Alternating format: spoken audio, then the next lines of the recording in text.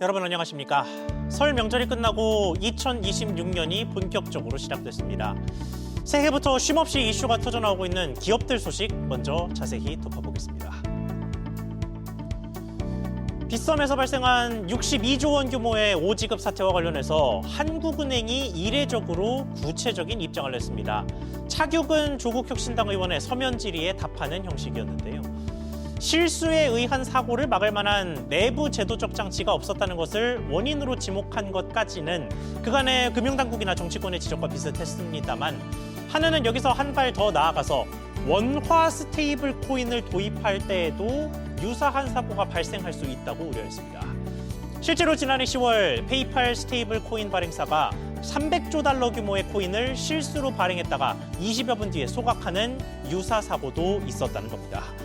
이런 우려는 결국 가상자산 사업자들이 아니라 은행을 중심으로 한 컨소시엄이 원화 스테이블 코인을 발행해야 한다는 기존의 한은 주장을 재강화하는 것으로 이어졌습니다. 빗썸발 초유의 사태로 가상자산을 둘러싼 제도적 환경이 진흥보다는 규제에 더 무게를 두고 변화할 가능성이 커지는 모습입니다. 최근 삼성전자의 퇴직금 관련 소송에서 대법원이 근로자들의 손을 들어줬다는 소식이 화제였습니다. 성과급 중에 일부를 퇴직금에 반영해서 돈을 더 줘야 한다는 판결로 이후 삼성전자가 실제로 판결을 적용한 퇴직금을 지급하기 시작한 것으로도 알려졌습니다. 그런데 SK하이닉스를 상대로 제기된 똑같은 소송에서는 대법원이 회사 측의 손을 들어줬습니다. 두 회사의 상여 제도는 사실 닮은 꼴입니다. 이름이나 운영이 조금 다르긴 하지만 목표 달성을 독려하기 위한 상여와 그리고 초과 이익이 발생했을 때 제공하는 성과급 성격의 상여 이렇게 두 가지를 운영하고 있습니다. 그런데 삼성은 이 중에 TAI 그러니까 목표 달성을 위한 성과급이 임금에 해당된다는 대법원의 판결을 받았는데 SK하이닉스로 비슷한 성과급이 있습니다만 여기서는 인정되지 않았습니다. 이렇게 차이가 발생한 이유는 제도화였습니다. 삼성전자는 취업규칙에 장려금의 지급 근거와 조건 등이 자세히 명문화돼 있었지만 SK하이닉스는 매년 협상을 벌여왔던 겁니다. 공교롭게도 상반된 판결이 이렇게 연달아 나오면서 모든 회사들에게 일종의 지침이 됐습니다. 이에 노사가 각자 유리한 방식으로 취업규칙과 단체 협약 등을 이끌어내려 할 것으로 보이면서 올해 협상에서 유독 난항을 겪는 기업들이 많아질 것으로 관측됩니다. 기업 회생 절차를 시작한 지 1년이 다 돼가는 홈플러스의 상황이 점점 더 극한으로 치닫고 있습니다. 설 명절 떡값은 고사하고 지난달 월급도 아직 다 못 준 데다가 이번 달 월급도 제때 주기 힘들다는 경영진의 공지가 나왔습니다. 이에 법원의 시계도 끝나가고 있습니다. 서울회생법원은 홈플러스의 대주주 MBK 파트너스와 주요 채권단, 노동조합 등의 회생계획 폐지와 연장 방안을 묻는 사실상 최후 통첩을 달렸습니다. 이에 김남근 더불어민주당 의원은 MBK 주도의 회생계획안을 누구도 신뢰하지 못한다며 공적 구조조정을 담당하는 유암코 등에서 추천하는 제3자 관리인으로 교체하고 회생계획안을 검증 보완해야 한다고 주장했습니다. 결국은 공공이 나서야 한다는 취지의 주장인데 이후 실제 정부의 선택이 어떨지 주목됩니다. 이번에 저희가 자세히 톱어볼 소식은 이재명 대통령이 끊임없이 새로운 뉴스를 내놓고 있는 부동산입니다. 허황돼 보였던 코스피 5천 달성까지도 언급하면서 부동산은 못 잡을 것 같으냐는 위협적인 압박도 마다하지 않는 등 부동산 시장 안정에 강한 의지를 드러냈는데요. 다주택자와 무주택자 할 것 없이 부동산 수요자들 앞에 계산기가 놓이게 된 상황인데 취재기자와 함께 그 계산기 자세히 두드려보겠습니다.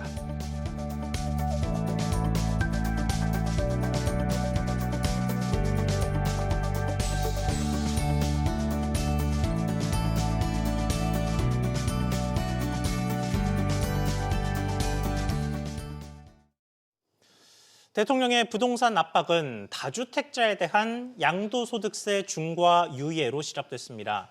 연이어 유예되던 중과 면제가 5월 9일부터 종료되는 것으로 사실상 확정되면서 시장에는 이른바 80일의 탈출 작전이 시작됐다는 말까지 나오고 있습니다. 이런 다주택자의 탈출은 곧 누군가의 매수가 있어야 이루어지죠. 그러면 양쪽 모두의 고민이 깊어질 수밖에 없는 상황인데 자세한 내용 박연신 기자와 함께 짚어보겠습니다. 자, 박 기자, 일단 설 연휴가 끝났는데 연휴 직후 부동산 현장의 분위기는 어떻습니까? 네, 설 연휴 직후 현장 분위기는 기대보다는 차분합니다. 예. 다주택자 매물은 늘고 있지만 매수자가 원하는 만큼 가격이 내려오지 않으면서 팽팽한 눈치 싸움이 이어지고 있습니다. 강남 대치동의 경우 최근 38억 원까지 거래됐던 단지가 36억 원대까지 조정되긴 했지만 집주인들이 이른바 던지기 매물을 내놓는 분위기는 아닙니다. 예. 38억까지 거래됐거든요. 이게 1,000원 개 36억 2,500까지 됐어요. 싸게는 안 내네요, 사람들이. 아직까지 감지를 못하겠네요. 네, 용산 역시 상황은 비슷합니다. 급매를 고민하는 집주인들이 일부 있지만 실제로 시장에 나온 물건은 많지 않습니다. 가격을 낮춰 내놓더라도 1에서 2억 원, 많게는 시세 대비 5에서 10% 수준 조정에 그치고 있습니다. 예. 지금 현재 비슷하고 고민하다가 말씀하신다고 했던 분들이 몇 분 계셔서 기다리고는 있어요. 계약할 때 이제 떨어지는 매물이 있고 아닌 매물이 있고 그래요. 금매도 한 1, 2억 떨어지는 게 금매지. 네, 결국 매도자는 세 부담을 의식하면서도 가격을 크게 낮추지는 않겠다는 입장이고 매수자는 추가 하락을 기대하며 관망하는 상황입니다. 네, 그러니까 뭐 한마디로 정리하면 눈치 보기 정도로 정리를 할 수 있을 것 같은데, 자, 그러면 이재명 대통령의 본격적인 압박 대상이 되고 있는 다주택자들의 입장에서 봤을 때 지금 어떤 선택을 하는 게 유리하다고 봐야 하는 겁니까? 네, 핵심은 세금 계산을 살펴봐야 합니다. 예. 만약 조정 대상 지역에서 3주택자가 15억 원의 집을 팔아 8억 원의 양도 차익을 거뒀다고 가정해 보겠습니다. 먼저 중과가 적용될 경우 기본 세율에 30%포인트가 더해지면서 총 세금이 약 6억 원에 달합니다. 반면 중과 없이 일반 과세가 적용되면 장기 보유 특별공제를 반영해 세금은 약 2억 1천만 원 수준으로 줄어듭니다. 즉 중과 적용 여부에 따라 세금 차이가 약 3억 7천만 원까지 벌어집니다. 2주택자도 마찬가지입니다. 5월 9일 이전에 다주택자이신 분들이 이제 주택을 양도하지 못하면 세금이 2주택자 중과세라면 장기보유 특별공제도 못 받고 해서 20% 증가되니까 기존보다 더 높은 세금을 낼 수밖에 없는 구조입니다.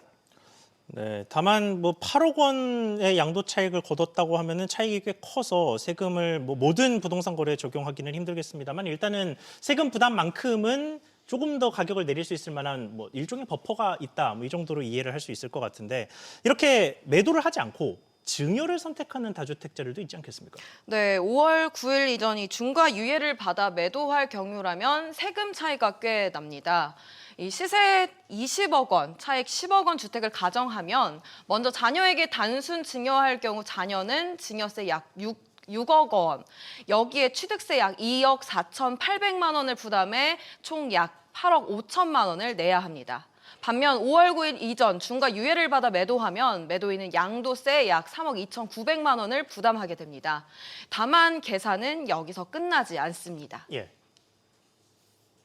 양도 후 남는 자금에 대한 증여를 할 때, 자산을 이전할 때 발생하는 추가적인 증여세 또는 상속세까지를 같이 고려해서 의사결정해야 되는 부분이 필요합니다. 네, 그러니까 증여세는 조금 더 계산이 복잡하다 정도의 취지로 읽히는데 뭐 그럼에도 불구하고 일단 세금을 생각한다면 중과 유예가 끝나기 전에 매도든 증여든 선택을 하는 것이 유리하다라고 볼 수 있는 상황인데요. 그런데 금매가 정말 많이 나오고 있습니까? 네, 물론 금매는 일부 많이 나오고 있습니다. 이 시세 대비 5에서 10% 조정된 매물이 등장한 건데요. 하지만 지난 2023년처럼 패닉셀 양상은 아닙니다. 예. 이 매도자는 세 부담을 줄이려는 목적이 분명하지만 동시에 이 가격 아니면 안 판다는 심리도 강합니다. 수요가 두터운 강남, 용산 특성상 가격 급락으로 이어질 가능성은 제한적이라는 분석이 우세합니다. 알겠습니다. 자, 이제 파는 입장이 아니라 사는 입장으로 좀 가서 보겠습니다. 우선 1주택자가 주택을 사서 다주택자가 된다. 이런 상황은 좀 가정하지 않겠습니다. 거의 벌어지지 않을 일일 것 같고 무주택자 입장에서 이 기회를 뭐 일종의 저점 매수의 기회처럼 활용해서 1주택자로 되는 내 집 마련을 하느냐. 이 부분이 무주택자들이 많이 고려하는 부분일 것 같은데 단도직입적으로 말해서 지금 사야겠습니까? 아니면 기다려야겠습니까? 네, 판단이 쉽지 않은 시점입니다. 예. 이 서울 아파트 입주 물량이 역대급으로 적어 중장기적으로는 집값이 오를 요인이 크지만 단기적으로는 정책 효과가 가시화되는 오는 4월까지는 이 시한에 쫓긴 다주택자들이 탈출 매물이 늘어나면서 가격이 일시적인 조정 국면에 접어들 것이라는 전망이 우세합니다. 네, 다만 뭐 일시적인 조정 국면만으로는 좀 판단을 하기가 어려운 게 뭐 부동산이 주식도 아니고 단기적으로 사고 팔 수 있는 물건이 아니지 않습니까? 한번 사면은 꽤 오랫동안 가지고 있어야만 하는데 그렇다면 이 모든 것을 결정하는 것은 결국은 중장기적인 부동산 가격 시장의 흐름이 어떻게 되느냐 이 부분일 것 같은데 이에 대한 전문가들의 전망은 어떻습니까?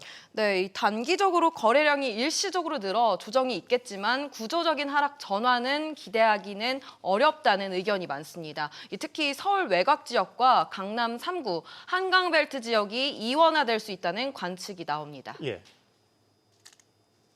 외곽 지역은 오히려 조정은 그렇게 크게 나올 확률은 크지 않다. 강남이나 이런 한강벨트 위주의 지역은 호가가 하락하면서 하향 조정되는 양상이 5월 9일 이후에는 매물 잠김이 가속화될 확률이 높습니다. 시장 자체는 소폭 상승세로 움직일 확률이 높습니다. 여기에 더해 금리 인하 기대가 살아있는 상황에서 급락을 예상하기 어렵다는 시각도 존재합니다. 연준에서도 금리를 내리는 어떤 추세가 어느 정도는 이제 최소한 75bp 정도 간다고 얘기를 하면 우리도 최소한 올해 말까지 내린다고 하면 정부의 어떤 규제라든가 이런 거하고 상관없이 자산 가격은 강보합 형태 이상은 가지 않을까라고 예상하고 있습니다. 알겠습니다. 저희가 지금까지 매매 시장을 위주로 이야기를 계속해서 해왔는데 사실 매매 시장과 뗄래야 뗄 수 없이 연동되는 시장이 전세 같은 임대차 시장 아니겠습니까? 그런데 이번 양도세 중과 조치, 그러니까 양도세 중과의 부활로 인해서 전월세 값을 끌어올릴 수도 있다 이런 전망이 나오고 있습니다. 네, 다주택자가 매물을 팔면 임대 물량이 줄어들 수 있고 이 정부의 실거주 요건 완화 조치가 일시적 매도는 돕지만 임대 공급 감소로 이어질 가능성도 있기 때문입니다. 예. 여기에 입주 물량 감소까지 맞물릴 경우 전세 가격은 상승 가능성이 제기됩니다. 전세 시장이 어려운 거는 공급이 부족한 건 임대인들의 이제 월세 선호 현상이 나타나고 있고 입주 물량이 해결되지 않는 한은 이러한 시장 상황은 지속될 가능성이 많겠죠. 공급이 뚜렷하게 회복되지 않는 한 전세 시장 불안은 쉽게 해소되기 어려워 보입니다. 알겠습니다. 이재명 대통령이 지금 양도세 중과 말고도 다양한 방면에서 다주택자들을 압박하고 있는데 그 모든 압박과 그리고 실제 정부의 정책까지 포함해서 주택 가격의 흐름이 결정이 되겠죠. 그 흐름이 어떤 방향으로 흘러갈지 좀 지켜봐야겠습니다. 박 기자 잘 들었습니다.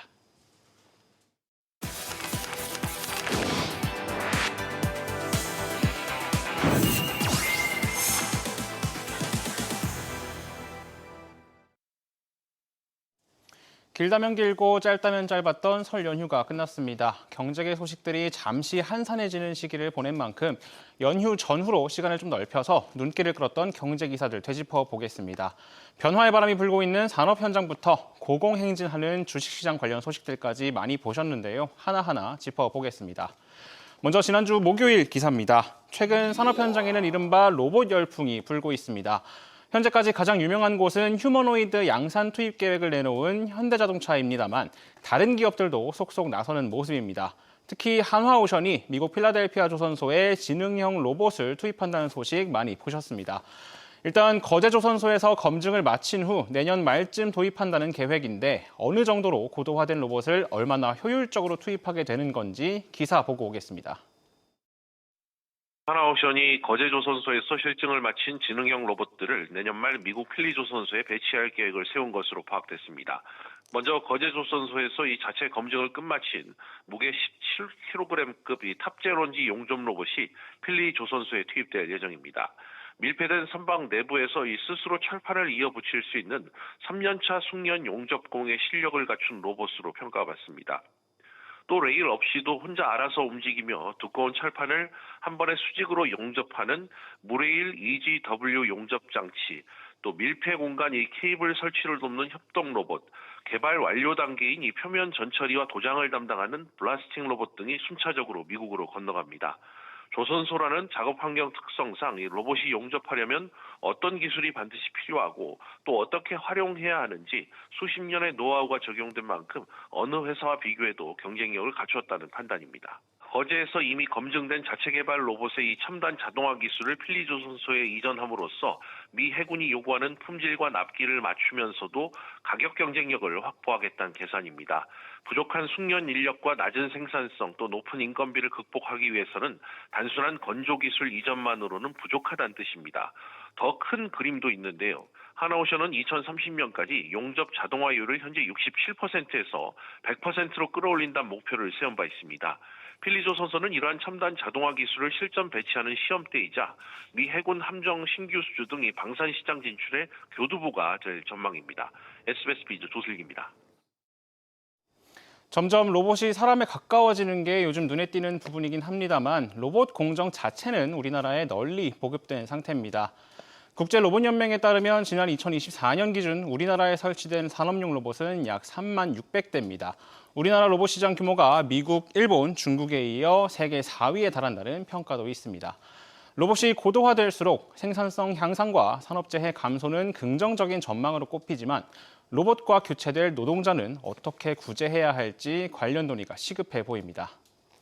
이어서 지난주 금요일 기사입니다. 65세 이상 노인을 위한 대표적인 복지제도 중 하나가 바로 기초연금입니다. 그런데 정부가 이 기초연금 제도를 뜯어고치는 작업에 착수했습니다. 왜 그런 건지 기사 보고 오겠습니다. 지난달 이재명 대통령이 기초연금 수급 자격 기준을 문제 삼은 이후 보건복지부가 올해 본격적인 개편에 착수할 것으로 보이는데요. 이 대통령은 소득 하위 70%로 폭넓게 설정된 수급 기준 탓에 여유가 있는 노인들까지 혜택을 받고 있다고 지적한 바 있습니다. 기초연금은 65세 이상 노인 중 매년 소득 하위 70%에게 지급하는 게 원칙입니다. 매년 물가와 소득을 고려해 수급 기준이 오르면서 올해 단독 가구 기준 소득 인정액이 247만 원이면 연금을 받을 수 있는데요. 그런데 이 소득 인정액이 실제 버는 돈에서 각종 공제 혜택을 제외한 금액이라 실제 월급으로 환산하면 468만 원, 연봉으로는 5,600만 원에 달합니다. 사실상 형편이 넉넉한 중산층 이상에게까지 국민 세금으로 마련된 기초연금이 지급되고 있는 셈입니다. 올해 기초연금 예산은 27조 4천억 원으로 복지사업 중 규모가 가장 큽니다. 기초연금의 취지를 살리고 재정의 지속 가능성을 확보하기 위해 저소득 노인에 한해서만 더 좁고 두텁게 지원하는 방향이 거론됩니다. 이재명 대통령도 발언 당시 노인 빈곤 문제를 언급하며 하후 상박식 개편을 언급했습니다. 민주당 연금개혁특위도 지난달 국회 토론회에서 기초연금을 최저소득 보장제도로 개편해야 한다고 주장했습니다. 이를 위해 현재 소득 하위 70%로 고정된 선정 기준과 소득 인정액 산정 방식을 손볼 것으로 보입니다. 다만 보건복지부는 아직 구체적인 내용은 정해진 게 없다는 입장입니다. 또 올해 6월 지방선거를 앞두고 있어 수급 대상을 조정하는 개혁안이 신속하게 추진될 수 있을지도 지켜봐야 합니다. SBS 비즈 최지수입니다.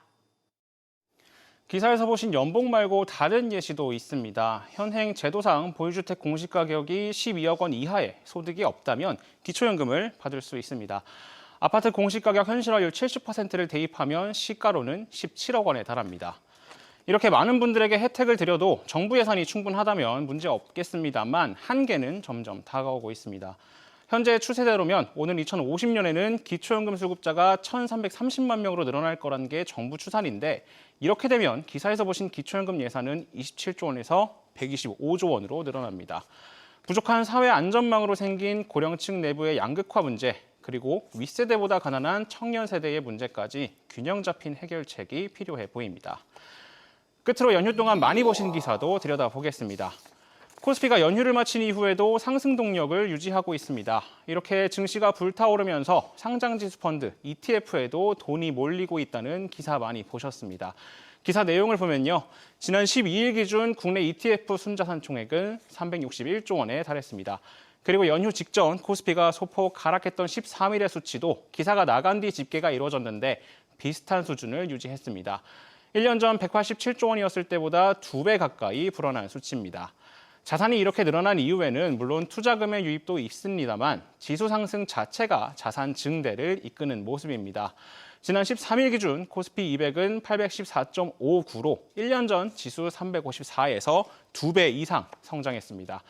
코스피 5천을 대선 공약으로 내걸었던 이재명 대통령도 지난해 5월 ETF 4천만 원어치를 매수한 바 있죠. 그리고 코스피는 5천을 이미 훌쩍 넘어서며 공약을 초과 달성하고 있는데 다만 그 어떤 증시도 영원히 상승할 수는 없다는 점은 염두에 두셔야겠습니다. 지금까지 연휴간 많이 본 경제기사였습니다.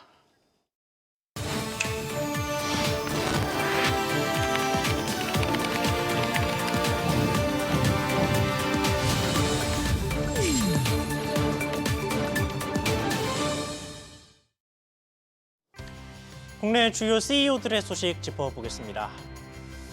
3년 전 LG그룹 일가를 발칵 뒤집었던 상속소송에서 구광모 LG그룹 회장이 일단 단기 불확실성을 털어냈습니다. 고 구본무 선대 회장이 지주사 LG의 지분을 상속하면서 구광모 회장에게 대부분을 물려줬는데 함께 상속을 받았던 부인 김영식 여사와 딸들이 유언장이 없었다면서 제기한 소송인데요. 1심의 재판부는 직원들의 증언을 종합했을 때 유언장이 없었더라도 구본무 전 회장의 유지를 담은 메모가 있었고 세무녀를 속였다고 보기는 어렵다고 판단했습니다. 여기에다 설령 속이는 행위가 있었더라도 세무녀가 재산 분할에 적극적으로 협의했기 때문에 상속 자체는 성립한다고도 못 박았습니다. 구광모 회장 입장에서는 사실 이번 판결과 함께 세무녀와의 합의까지 도출하는 게 가장 좋은 형태의 마무리였을 텐데 일단 세무녀는 즉각 항소 의사를 밝혔고 원만한 합의가 이루어졌다는 소식은 아직 없습니다. 1심에서만 3년을 끌었던 소송인 만큼 앞으로도 적잖은 법적 불확실성이 계속될 것으로 보입니다. 지난해 10월 20대 직원의 과로사 소식이 전해졌던 인기 제과 프랜차이즈 런던 베이글 뮤지엄을 운영하는 간관구 LBM 대표가 형사 입건됐습니다. 고용노동부의 고강도 근로감독 결과 근로기준법상 연장근로 한도나 산업안전보건법 등 5개 혐의가 발견된 데 따른 조치입니다. 강 대표는 사태에 대해 책임을 지고 사임한다고 밝혔습니다. 감독의 결과를 뜯어보면 과로사가 발생했던 점포에서는 고인 외에도 근로자 6명이 주 70시간 이상의 살인적인 노동에 시달렸습니다. 여기에 돌발 연장 근무는 본사 승인이 없었다며 수당도 안 줬고 1분만 지각해도 15분어치 임금을 깎는가 하면 본사 회의나 교육에는 연차를 쓰고 참석하도록 했습니다. 또 일하다 실수를 했다는 이유로 직원들이 모인 아침 조회 시간에 사과문을 읽게 하는 등 트렌디한 분위기의 점포와는 정반대의 사내 문화 역시도 이번 감독 결과로 드러났습니다. 이번에 저희가 톱파본 소식 여기까지입니다. 시청해주셔서 고맙습니다.